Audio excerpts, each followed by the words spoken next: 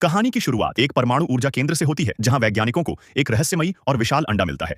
यह कोई साधारण अंडा नहीं था। इसके अंदर से लगातार शक्तिशाली विद्युत चुंबकीय तरंगें निकल रही थीं, जो आसपास की मशीनों को प्रभावित कर रही थीं। वैज्ञानिकों को डर था कि यदि यह जीव बाहर निकल आया तो पूरी दुनिया के लिए खतरा बन सकता है। इसलिए उन्होंने अंडे के ऊपर विशाल बिजली ग्रिड लगा दिए, जो दिन रात उसे नियंत्रित रखने का काम करते थे। लेकिन एक दिन अचानक स्थिति बिगड़ने लगी। अंडे से निकलने वाली तरंगों की गति तेजी से बढ़ने लगी। देखते ही देखते पूरे परमाणु ऊर्जा केंद्र की बिजली उस अंडे ने अपने अंदर खींच ली। वैज्ञानिक घबरा गए। तुरंत हाई वोल्टेज ग्रिड चालू किए गए, ताकि अंडे के अंदर मौजूद जीव को बाहर आने से पहले ही मार दिया जाए। कुछ ही सेकंड बाद एक भयानक धमाका हुआ और अंडा फट गया। शुरुआत में सबको लगा कि खतरा खत्म हो गया है, लेकिन जब कर्मचारियों ने अंडे के अंदर झांक कर देखा तो वे हैरान रह गए। अंदर कोई मृत जीव नहीं था, बल्कि एक विशाल काला राक्षस धीरे धीरे बाहर निकल रहा था। अगले ही पल वह राक्षस पूरी ताकत के साथ अंडे से बाहर निकल आया। जमीन पर कदम रखते ही उसकी विद्युत चुंबकीय शक्ति सक्रिय हो गई और पूरे क्षेत्र की बिजली व्यवस्था नष्ट हो गई। हर मशीन बंद पड़ गई। फिर राक्षस ने एक भयानक चीख मारी और अपनी पूरी असली शक्ल दिखा दी। लोगों ने उसे रोकने की कोशिश की, लेकिन वह बेहद शक्तिशाली था। उसने आसानी से सुरक्षा जाल तोड़ दिया और बाहर निकल गया। सैकड़ों लोग जान बचाकर भागने लगे, लेकिन राक्षस के सामने उनकी कोई हैसियत नहीं थी। कई लोग उसके पैरों तले कुचल गए। अचानक राक्षस ने आसमान की ओर देखा, जैसे उसे किसी ने बुलाया हो। उसने अपने विशाल पंख फैलाए और उड़कर वहां से गायब हो गया। सेना तुरंत उसके पीछे लग गई। कुछ समय बाद सैनिकों ने एक ऐसा दृश्य देखा जिसने उनके होश उड़ा दिए। एक विशाल जीव एक परमाणु पनडुब्बी को खिलौने की तरह उठा रहा था और उसके अंदर मौजूद परमाणु हथियारों की ऊर्जा खा रहा था। सेना ने तुरंत लड़ाकू विमान भेजे, लेकिन राक्षस की विद्युत चुंबकीय तरंगों ने सभी विमानों को निष्क्रिय कर दिया। सारे विमान आसमान से गिरने लगे। दूसरी तरफ समुद्र में भी कुछ अजीब हो रहा था। अचानक समुद्र का पानी पीछे हटने लगा। लोगों को समझ नहीं आया कि क्या हो रहा है, लेकिन कुछ ही मिनटों बाद एक विशाल सुनामी तट की ओर बढ़ी और पूरे शहर को तबाह कर दिया। गगनचुंबी इमारतें पानी में डूब गईं और हजारों लोग फंस गए। और तभी समुद्र के बीचों बीच एक विशाल आकृति दिखाई दी। यह था दैत्यों का राजा गॉडजिला। गॉडजिला सीधे उस रहस्यमयी राक्षस की तरफ बढ़ रहा था। सेना लगातार हमला कर रही थी, लेकिन गॉडजिला को इंसानों में कोई दिलचस्पी नहीं थी। उसका लक्ष्य सिर्फ वह राक्षस था जिसे बाद में म्यूटो नाम दिया गया। पहली भिड़ंत में ही गॉडजिला की ताकत देखकर म्यूटो पीछे हट गया और वहां से भाग निकला। इसके बाद वैज्ञानिकों ने एक चौंकाने वाला खुलासा किया। कई साल पहले उन्हें एक प्राचीन कंकाल मिला था, जो गॉडजिला की ही एक प्रजाति का था। उसके पास 2 विशाल अंडे भी मिले थे। वैज्ञानिकों का मानना था कि इन्हीं जीवों ने कभी गॉडजिला जैसी प्रजाति का शिकार किया था। अब उनमें से एक अंडा फूट चुका था और म्यूटो बाहर आ चुका था। लेकिन सबसे डरावनी बात यह थी कि दूसरा अंडा भी सक्रिय होने लगा था। सेना तुरंत उस स्थान पर पहुंची जहां दूसरा अंडा रखा गया था, लेकिन वे बहुत देर कर चुके थे। दूसरा म्यूटो पहले ही बाहर निकल चुका था और पहले वाले से भी ज्यादा विशाल था। अब वैज्ञानिकों को समझ आ गया कि दोनों म्यूटो एक दूसरे को विद्युत चुंबकीय संकेत भेज रहे थे। वे मिलकर प्रजनन करना चाहते थे। अगर ऐसा हो जाता तो पूरी दुनिया में हजारों नए म्यूटो पैदा हो सकते थे। इस खतरे को रोकने के लिए सेना ने परमाणु बम इस्तेमाल करने का फैसला किया, लेकिन यह योजना उल्टी पड़ गई। म्यूटो के लिए परमाणु ऊर्जा भोजन की तरह थी। उन्होंने आसानी से परमाणु बम अपने कब्जे में ले लिए। अब दोनों म्यूटो शहर की ओर बढ़ रहे थे। उधर गॉडजिला भी उनका पीछा करते हुए आगे बढ़ रहा था। दुनिया एक ऐसे युद्ध की ओर बढ़ रही थी जो मानव इतिहास का सबसे विनाशकारी युद्ध बनने वाला था। आखिरकार दोनों म्यूटो शहर के बीचों बीच मिल गए। उन्होंने एक विशाल घोंसला बनाना शुरू कर दिया और वहां सैकड़ों अंडे देने लगे। अगर ये अंडे फूट जाते तो पूरी मानव सभ्यता खत्म हो सकती थी। उसी समय गॉडजिला भी शहर में पहुंच गया। इसके बाद शुरू हुई दैत्यों की सबसे भयानक लड़ाई। गॉडजिला ने सीधे नर म्यूटो पर हमला कर दिया और उसे जमीन पर पटक दिया, लेकिन तभी मादा म्यूटो पीछे से हमला करती है। अब गॉडजिला को दोनों राक्षसों से एक साथ लड़ना पड़ रहा था। दूसरी ओर कुछ सैनिक म्यूटो के घोंसले तक पहुंचने में सफल हो गए। उन्होंने परमाणु बम को हटाया और घोंसले में आग लगा दी। कुछ ही मिनटों में सारे अंडे जलकर नष्ट हो गए। जब मादा म्यूटो ने अपने बच्चों को नष्ट होते देखा तो वह बुरी तरह क्रोधित हो गई। लेकिन तभी गॉडजिला ने अपनी सबसे खतरनाक शक्ति का इस्तेमाल किया। उसके शरीर से नीली ऊर्जा चमकने लगी। अगले ही पल उसने अपना एटॉमिक ब्रीथ छोड़ा। शक्तिशाली ऊर्जा की उस किरण ने मादा म्यूटो को बुरी तरह घायल कर दिया। इसके बाद नर म्यूटो ने अंतिम हमला करने की कोशिश की, लेकिन गॉडजिला ने अपनी विशाल पूंछ के एक वार से उसे खत्म कर दिया। अब केवल मादा म्यूटो बची थी। गॉडजिला ने उसका जबड़ा पकड़ लिया और सीधे उसके मुंह के अंदर एटॉमिक ब्रीथ छोड़ दिया। भयानक विस्फोट हुआ और मादा म्यूटो का अंत हो गया। युद्ध समाप्त हो चुका था, लेकिन लगातार लड़ाई के कारण गॉडजिला भी बेहद कमजोर हो गया था। वह शहर के खंडहरों में गिर पड़ा।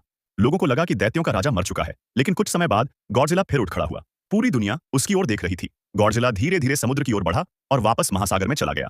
इस तरह दैत्यों के राजा ने मानवता को बचाया और एक बार फिर साबित कर दिया कि पृथ्वी का असली शासक कौन है। अब देखते हैं सेकंड पार्ट को। एक ज्वालामुखी के अंदर बंद एक विशाल टाइटन दैत्य जागने वाला था। उसे रोकने के लिए लगाए गए विशाल स्टील गेट अचानक एक भयंकर विस्फोट में उड़ गए। लोग जान बचाकर भागने की कोशिश कर रहे थे, लेकिन कुछ ही क्षणों में उन्हें अपनी गलती की भारी कीमत चुकानी पड़ी। उबलते हुए लावे के बीच से एक विशालकाय पंखों वाला राक्षस बाहर निकला। यह था प्राचीन टाइटन दैत्य रोडन, जो हजारों वर्षों से ज्वालामुखी के भीतर सो रहा था। स्थिति को नियंत्रण में लाने के लिए सेना ने तुरंत लड़ाकू विमानों को भेजा, लेकिन साधारण मिसाइलें रोडन के सामने बेकार साबित हुईं। मिसाइलों का उस पर कोई असर नहीं हुआ, बल्कि वह और भी ज्यादा क्रोधित हो गया। रोडन ने अपने विशाल पंख फैलाए। उसके पंख इतने बड़े थे कि मानो पूरा आसमान ढक गया हो। जैसे ही वह शहर के ऊपर से गुजरा, उसकी शक्तिशाली हवाओं ने इमारतों को ताश के पत्तों की तरह गिराना शुरू कर दिया। पूरा शहर तबाही में बदल गया। इसके बाद रोडन ने भागते हुए सैन्य विमान वाहक जहाज का पीछा करना शुरू कर दिया। सेना ने उसे रोकने के लिए लड़ाकू विमानों की एक टुकड़ी भेजी, लेकिन रोडन की गति और शक्ति के सामने वे टिक नहीं सके। उसके पंखों से पैदा हुई भयंकर हवा के कारण कई विमान आपस में टकराकर नष्ट हो गए। रोडन ने कुछ विमानों को सीधे अपने पंजों से कुचल दिया और कुछ को हवा में ही निगल गया। सेना लगभग हार चुकी थी। तभी अचानक आसमान में बिजली कड़कने लगी। घने बादलों के बीच एक और भी बड़ा और भयानक राक्षस दिखाई दिया। उसके 3 सिर थे और उसका शरीर बिजली से घिरा हुआ था। यह था घिडोरा, एक रहस्यमयी 3 सिर वाला दैत्य। रोडन ने उसका सामना करने की कोशिश की, लेकिन घिडोरा की ताकत उससे कहीं अधिक थी। कुछ ही पलों में घिडोरा ने रोडन को हराकर समुद्र में गिरा दिया। अब घिडोरा का लक्ष्य मानव सेना थी, लेकिन तभी समुद्र के भीतर से एक विशाल आकृति उभरी। यह था दैत्यों का राजा गॉडजिला। गॉडजिला ने आते ही घिडोरा पर हमला कर दिया। दोनों महादैत्यों के बीच भयानक युद्ध शुरू हो गया। लड़ाई के दौरान गॉडजिला ने घिडोरा के एक सिर को बुरी तरह घायल कर दिया, लेकिन इसी बीच इंसानों ने एक खतरनाक फैसला लिया। उन्होंने एक शक्तिशाली गुप्त हथियार का इस्तेमाल किया, जिसका उद्देश्य दोनों दैत्यों को एक साथ खत्म करना था। भयंकर विस्फोट हुआ। लोगों को लगा कि दोनों राक्षस मारे गए होंगे, लेकिन जब धुआं छंटा तो घिडोरा फिर से समुद्र से बाहर निकल आया। उसका कटा हुआ सिर भी दोबारा उग चुका था। दूसरी तरफ गॉडजिला गंभीर रूप से घायल हो चुका था। उसकी जीवन शक्ति लगातार कमजोर हो रही थी और ऐसा लग रहा था कि दैत्यों का राजा अब ज्यादा समय तक जीवित नहीं रहेगा। गॉडजिला गंभीर रूप से घायल होकर समुद्र की गहराइयों में चला गया। दूसरी ओर घिडोरा पूरी तरह आजाद हो चुका था। वह एक ज्वालामुखी के पास पहुंचा और वहां मौजूद ऊर्जा को अपने अंदर सोखने लगा। जैसे जैसे उसकी शक्ति बढ़ती गई, उसका कटा हुआ सिर फिर से उग आया। कुछ ही पलों में वह पहले से भी ज्यादा ताकतवर बन गया। लेकिन समस्या यह थी कि गॉडजिला को पूरी तरह ठीक होने में कई साल लग सकते थे, जबकि दुनिया के पास इतना समय नहीं था। तब वैज्ञानिकों ने एक साहसी योजना बनाई। उन्होंने फैसला किया कि एक परमाणु बम गॉडजिला के पास ले जाकर विस्फोट किया जाएगा, क्योंकि परमाणु ऊर्जा ही उसकी सबसे बड़ी शक्ति का स्रोत थी। लेकिन बम का रिमोट सिस्टम खराब हो गया। अब किसी एक व्यक्ति को खुद जाकर बम सक्रिय करना था। डॉक्टर सेरेजावा ने यह जिम्मेदारी अपने ऊपर ली। वह रेडिएशन से भरे क्षेत्र को पार करते हुए गॉडजिला तक पहुंचे। वर्षों तक जिस दैत्य का उन्होंने अध्ययन किया था, आज वे उसी के सामने खड़े थे। उन्होंने गॉडजिला को आखिरी बार देखा, फिर बिना किसी डर के परमाणु बम सक्रिय कर दिया। कुछ ही क्षणों बाद एक विशाल विस्फोट हुआ।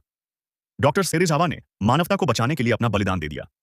परमाणु ऊर्जा गॉडजिला के शरीर में समा गई और उसकी ताकत तेजी से वापस आने लगी। परमाणु विस्फोट के बाद गॉडजिला पहले से कहीं ज्यादा शक्तिशाली होकर समुद्र की गहराइयों से बाहर निकला। उसके शरीर से नीली ऊर्जा चमक रही थी। वह सीधे घिडोरा की ओर बढ़ा, जिसने न्यूयॉर्क के पास अपना आतंक फैला रखा था। इसी बीच मानव सेना भी घिडोरा को रोकने की कोशिश कर रही थी, लेकिन उनके हथियार उसके सामने बेअसर साबित हो रहे थे। आखिरकार गॉडजिला और घिडोरा आमने सामने आ गए। दोनों के बीच पृथ्वी का सबसे बड़ा युद्ध शुरू हुआ। शुरुआत में गॉडजिला ने बढ़त बना ली। उसने घिडोरा को कई बार जमीन पर पटका और अपने एटॉमिक ब्रीथ से हमला किया, लेकिन घिडोरा भी कमजोर नहीं था। उसके तीनों सिर एक साथ हमला कर सकते थे। उसने गॉडजिला को जकड़ लिया और लगातार बिजली छोड़कर उसे कमजोर करने लगा। तभी मोथरा भी युद्ध में शामिल हो गई। उसने गॉडजिला की मदद करने के लिए घिडोरा पर हमला किया। दूसरी तरफ रोडन भी वापस आ गया और मोथरा से भिड़ गया। आसमान में मोथरा और रोडन की लड़ाई चल रही थी, जबकि जमीन पर गॉडजिला और घिडोरा एक दूसरे को खत्म करने की कोशिश कर रहे थे। लेकिन हालात तब बदल गए जब घिडोरा ने शहर की बिजली अपने अंदर सोख ली। अचानक उसकी शक्ति कई गुना बढ़ गई। उसने गॉडजिला को हवा में उठाया और बहुत ऊंचाई से जमीन पर पटक दिया। गॉडजिला लगभग हार चुका था। उधर मोथरा भी गंभीर रूप से घायल हो गई थी, लेकिन मरने से पहले उसने अपनी सारी जीवन शक्ति गॉडजिला को दे दी। मोथरा की ऊर्जा गॉडजिला के शरीर में समा गई। अचानक गॉडजिला का शरीर लाल चमकने लगा। वह अब सामान्य गॉडजिला नहीं था, वह बन चुका था बर्निंग गॉडजिला। उसके शरीर से इतनी गर्मी निकल रही थी कि आसपास की हर चीज पिघलने लगी। घिडोरा ने आखिरी बार हमला करने की कोशिश की, लेकिन अब बहुत देर हो चुकी थी। गॉडजिला ने अपने शरीर से परमाणु ऊर्जा की विनाशकारी तरंगें छोड़ी। पहली तरंग ने घिडोरा के पंख जला दिए, दूसरी तरंग ने उसके 2 सिर नष्ट कर दिए और तीसरी तरंग के बाद घिडोरा पूरी तरह हार गया। अंत में गॉडजिला ने घिडोरा के बचे हुए सिर को अपने जबड़ों में दबोच लिया और अपने एटॉमिक ब्रीथ से उसे पूरी तरह खत्म कर दिया। युद्ध समाप्त होने के बाद दुनिया भर के सभी टाइटन गॉडजिला के सामने इकट्ठा हुए। एक एक करके सभी विशाल दैत्यों ने अपने सिर झुका दिए। उन्होंने गॉडजिला को अपना राजा स्वीकार कर लिया। अब कमेंट में बताओ, नेक्स्ट मूवी कौन सी देखना पसंद करोगे? और हाँ दोस्तों, चैनल को सब्सक्राइब तो जरूर से कर लेना। इंटरेस्टिंग कहानियां और कहीं नहीं मिलेगी।